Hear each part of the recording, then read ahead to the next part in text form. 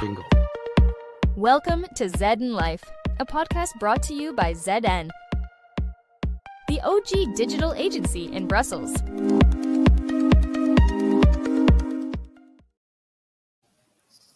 And live from ZN, it's ZN Live. Very excited today. I'm Phil Weiss, CEO and founder of ZN. My co-host today is Marcella, who is a strategic director at ZN, and she is focused on a range of different issues. And our very special guest today is the leader of the EU influencer ranking, among other things, Sari Arho Havrén.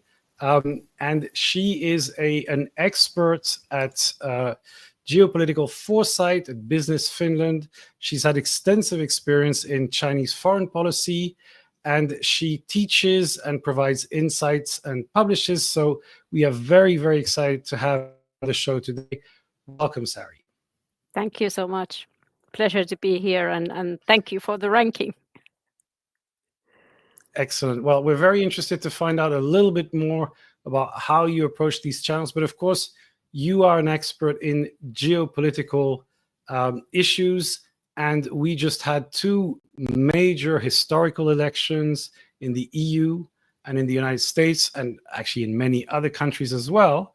And this is presumably going to have a huge impact on the relationship between the EU, the US, and China and Ukraine. So what are your kind of thoughts coming out of these two elections on the big issues that we're facing?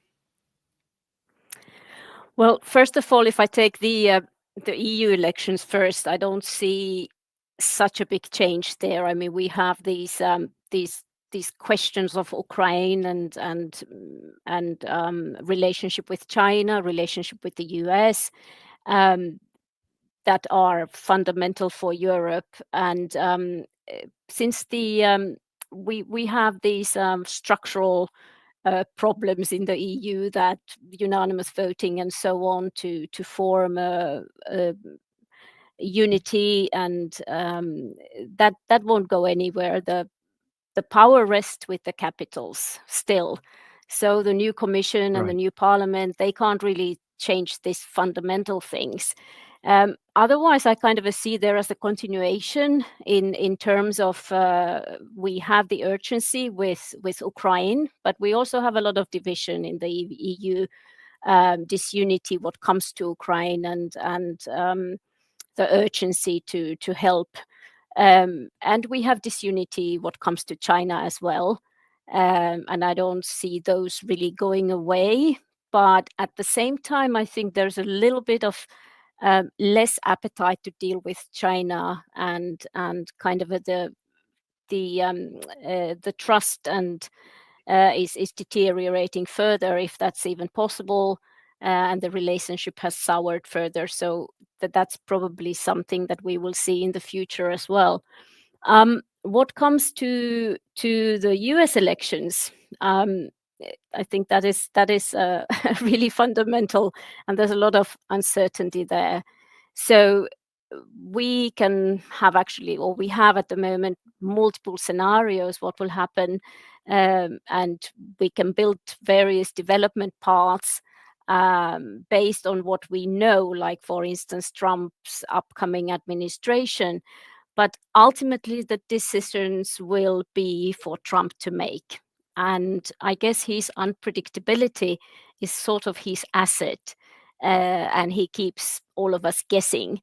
But I think for Europe, what it really means is that the countries will be pretty much on their own, developing relations with the US rather than EU as a unified bloc.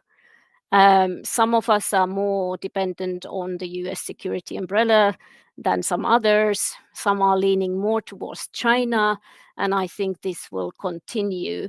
And Trump will, in a way, join China and Russia in terms of dividing Europe further, because he's not a fan of the European Union and will probably deal with the member states rather separately than together. and we are on our own then, each one of us, to develop relations with the Trump administration. For NATO, I think it was quite positive that Mark Rutte had a good meeting with Trump, but clearly the member states, the NATO members, now finally have to carry the bigger burden of the cost sharing. So that's definitely there to wait. And if I may say a few words about China also here, as that was part of the question. I think China is way better prepared for the next Trump administration than Europe is. Their policies of, for instance, increasing self-reliance and reducing dependencies on others, for instance, diversifying their supply chains, that has been going on for a decade and is consistent work that they are doing. So that will continue, and that has prepared China better for the whatever comes from the US tariffs or something. They have also learned a lot from Russia, how to insulate China from this kind of a shocks. Not that they are necessarily ready, but at least I think they are going to that directions. Xi Jinping was also very confident in G20 meeting. And the side meetings, he portrayed himself as a kind of a self-evident leader of the global South, and I think he did pretty good job there actually. And I'm afraid that Europe has maybe a bit lost the appeal competition to China amongst these global South nations. Yeah, I think it's going to be a period with a lot of uncertainty. One of the things that I guess you must be looking at is for signs of what things might happen. If you look on the US side, Trump obviously loves to communicate his thoughts, whether on Twitter or X or Truth Social. And in fact, he did his first round on the Canadian trade tariffs. And I feel that there's a lot of kind of diplomacy, communication, or whatever you want to call it, through these new channels. And, very much Trump is doing this in unofficial channels. So I want to turn a little bit to the role of these channels, be it Twitter, X, LinkedIn, Blue Sky, which of course is a much newer phenomenon. How important do you think it is for politicians, and I mean the ones who are doing that most aggressively are Trump right now, to kind of share their intentions or share maybe a bluff of their position through these channels, and how important are they in determining what happens next? Yeah, this is really interesting. I'm a user of these platforms, so I don't really research the platforms per se. But of course, this is a phenomenon that has become increasingly and kind of we see it happening more and more, the interaction between what happens on the social media channels and then on politics. But also vice versa. What's happening in the politics is then openly shared on these platforms. In a way, it's maybe good in terms like the citizens are maybe more involved in the politics, but at the same time, it's obviously very toxic too. And this bipolarization is something that reflects the discourse. Definitely there. It seems like there's some kind of a shadow great power competition going on these platforms between like autocratization of the world and then the democracies are maybe a little bit on defense on these platforms, which is sort of interesting that we see it, what's happening in the politics reflecting directly to the discourse that research or simply citizens engage them with. Yeah, and I think what we're seeing is people from all over the place engaging on different topics. In the US, we see kind of new groups which have amplified a lot of the kind of more Trump supporter, especially, of course, on X, since the platform has been deliberately used for his election. I mean, there's no secret that Elon Musk was 100% behind the election of Donald Trump. You're a user, a pretty intense user of X. Have you observed the change in your own use of the platform over the last year? And do you feel have you seen the polarization getting worse, or is it because it depends also on the niche? So what's been your experience there? Yes, it has been becoming more toxic recently. I'm also quite outspoken, and I can see that increasingly. For instance, because I'm more on the China space, but I hear this from colleagues who are more on the Russia space. They face similar attacks. So the algorithms clearly that these nations are using in their own work is that they pick up certain keywords. For me, it's Hong Kong democracy movement. It can be Taiwan, Xinjiang, something like that, and then you get immediately an attack by trolls and bots, and then just some individuals that are passionate about the topics.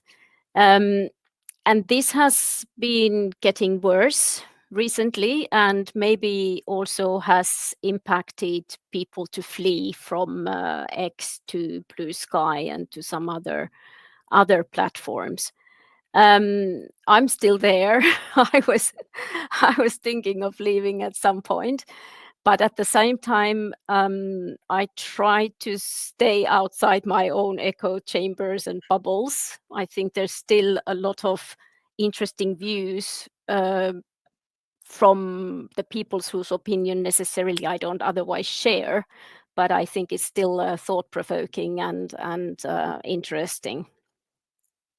Yeah, a very good point. And we were speaking to Alberto Alemano, who was saying that although he doesn't like the space that much anymore, X, he thought it's very important to still be there, because then you just increase the polarization, the separation. So you've been exploring Blue Sky more recently. So what is your feeling? Are you in a completely different space there? Are you getting engagement and kind of collaboration there? Well, I'm still a fairly new user. I've been there for quite a while, but I haven't used it so extensively. First of all, because there's no time to be everywhere. But my reflection is that it's so far, at least, is there's still manners and less of this kind of attacks. I don't know when it turns into that, and whether this kind of a hate speech and all that will be allowed on Blue Sky as it's seemingly allowed on X. On X, I've been name called probably everything that there is to say, and when I have reported them, the answer is that this is allowed. This is not violating the X rules. So I sort of hope that if people do not know how to behave themselves, there would be somebody to tell them, and not everything would be allowed. So return of manners would be something that hopefully in the future we would see more, but I wouldn't bet on it.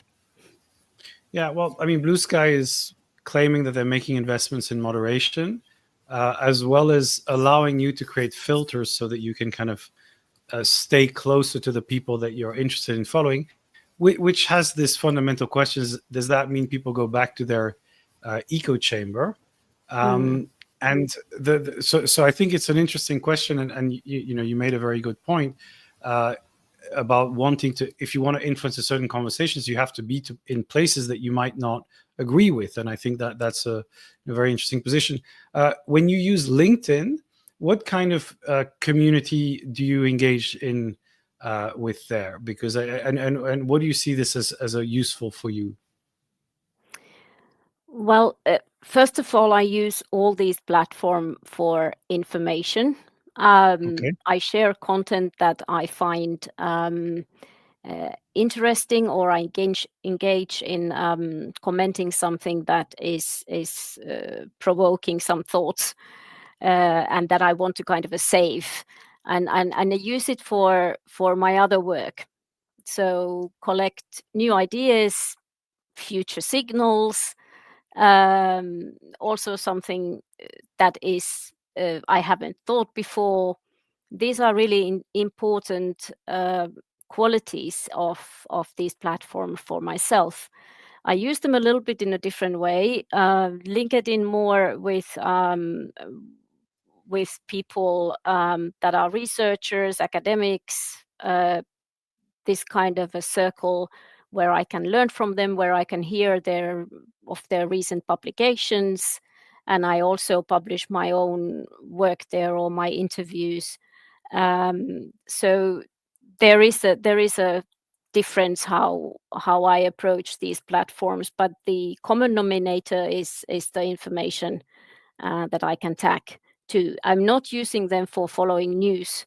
Really, I follow multiple tens of news channels and sources on site, which I need for my work. But this is more of how people perceive different topics, what kind of analysis there comes out.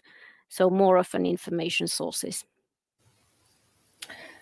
Sari, I think actually building on this point, and what we've seen as well, is that I believe social media is becoming a powerful force, let's say, in shaping public opinion, accessing information, as you say, and maybe even some geopolitical dynamics.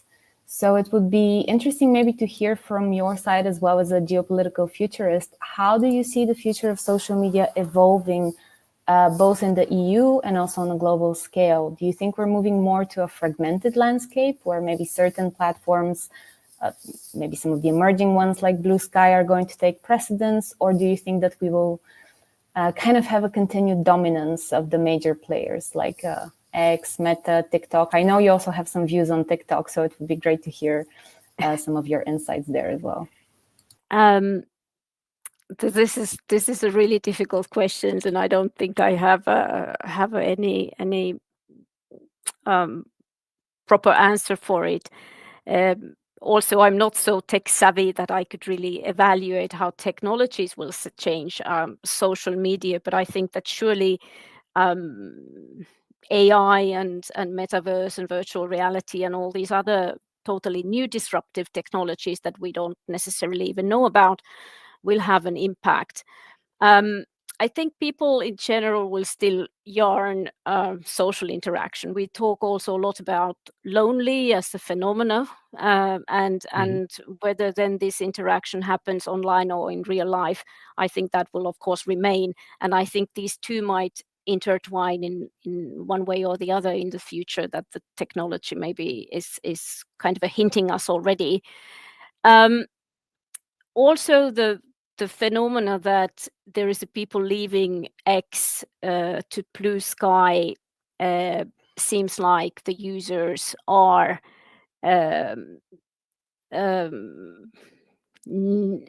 kind of reflecting that there is some sort of a change needed. I don't know if that will point towards fragmentation of these platforms. Maybe there will be some platforms that will be really global, although Chinese users, some other users need the VPN anyway to access it.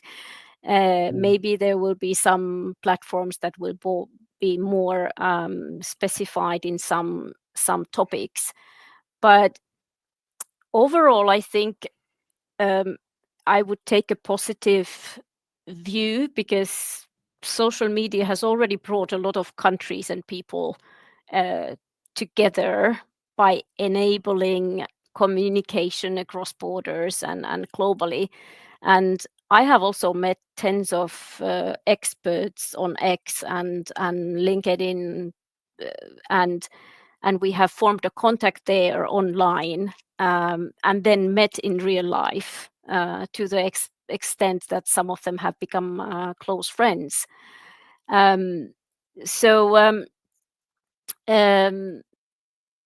Overall, I think that we might actually see a different development paths here at the same time. What comes to TikTok and Insta and these, I don't use them for work. I use Insta, and I'm so old that I also use Facebook. But these are for personal and among friends. I don't accept people that I don't know there. TikTok I don't use for safety reasons. I don't use any Chinese social media platforms. Okay. And there's been a recent phenomenon, I mean, in elections in Europe, and both in Romania and in Europe, in Brussels. So we've had an MEP, Fidias, who has been elected as a YouTuber. We have the leader, well, the person who led the last round of the elections in Romania, who's also a TikToker, a very intense user of TikTok. Now, Fidias was saying in an interview that he felt that because he understood how to use social media and YouTube, he was miles ahead of his opponents who just didn't understand it, and that he was speaking the language that connects with people and the others are not.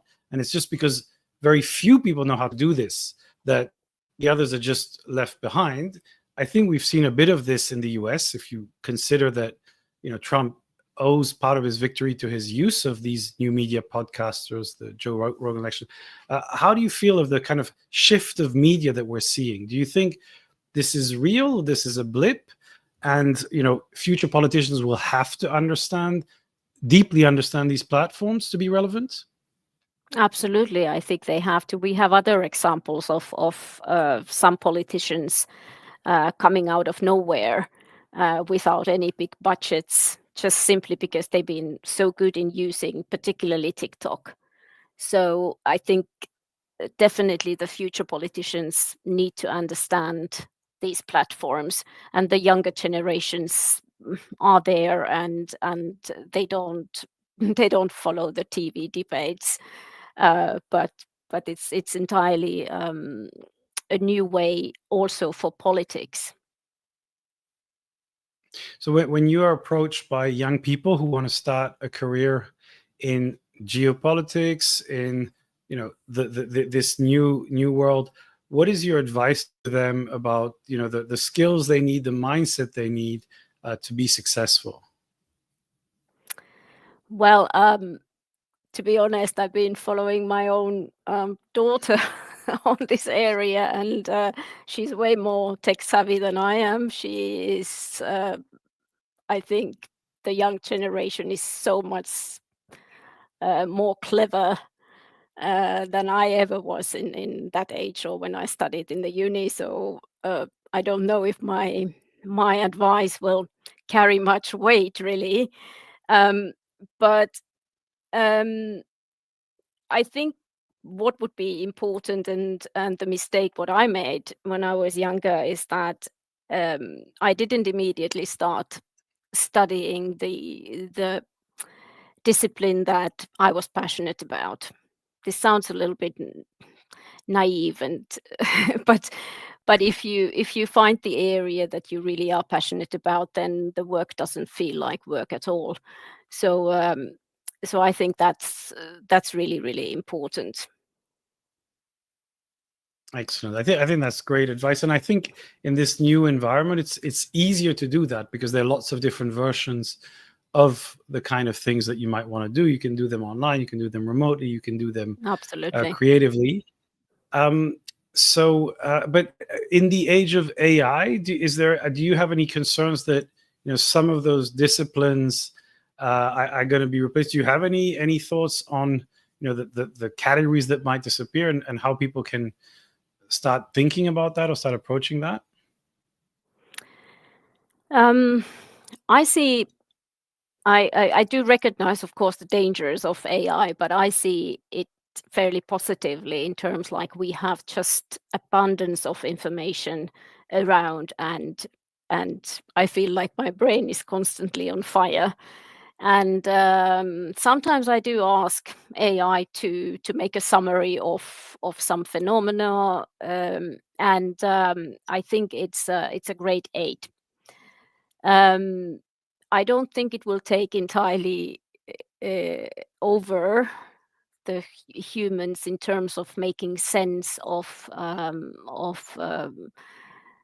difficult questions, but indeed, I rather see it as a really, really good aid. But at the same time, like I said, we should not really disregard the dangers that it also can pose.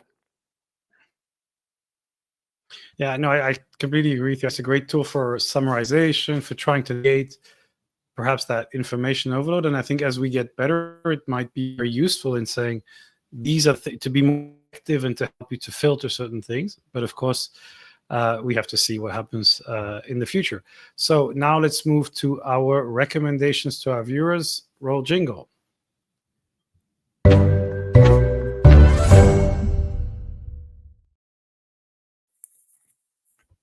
So, Sari, what are your book or podcast or reading recommendations for our viewers and listeners? Well, I read a lot, and I listen to podcasts when I'm outdoors mainly, but I'm a reader. So a book that I go constantly back is Rush Doshi's The Long Game, which is about China's grand strategy to displace the American order. Um, it's a book that brings me to that group of scholars who argue that China has a grand plan. Some people do argue that there isn't one, but therefore, I really love this book. Another one that I think is came out this year was Robin Niblet's The New Cold War. It's a really concise book of the contest between the US and China and how it will shape our century. Fairly light read, not so not so thick as The Long Game, but kind of a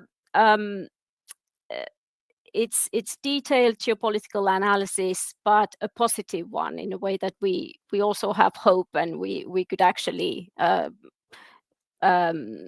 rejuvenate our democracies and not to be entirely losers in this great power competition.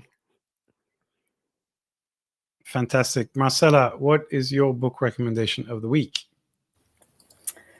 My book recommendation this time is Jab, Jab, Right Hook by Gary Vee. I think it offers a really brilliant framework on how to create meaningful connections in the digital space.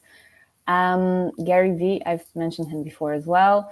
But in this book, he really emphasizes the importance of providing consistent value for the audience. So that's what the JAB stands for, before you actually make a direct ask or a call to action, which is what's represented by the right hook. There's lots of actionable advice on content for different platforms, and really highlighting how successful digital communication isn't just about broadcasting messages, but about building relationships, building trust over time. So for any communicators listening today, I think it's really a must read to stay relevant. Yeah, and I think, he says something that, Sari will recognize. Is sharing good information, good content is how you build an audience, how you build a community, and how you build a personal brand. So that's quite interesting. My recommendation is a podcast. It's the How To, and this episode is Spend Time on What You Value. So how to spend time on what you value, with Arthur Brooks and Ashley Willens, who have a discussion on that topic. So it's kind of like, everybody thinks they're always busy, but the question is, what is it that you value the most? And I think, Sarah, you mentioned doing what you're passionate about, so that you're actually, that time you're spending is actually something that you really want to do, rather than just being busy. And I think they talk about this idea that you can lose sight of what matters because you just go from one task to the other. but you need to say, look, what would I do if I had 1 extra hour today? What would I spend that time on, and would that be the most important thing that I want to do? So, and maybe if you've identified that, then try to do that instead of perhaps some watching another Netflix series or something like that. And with that, I want to thank you for joining us today.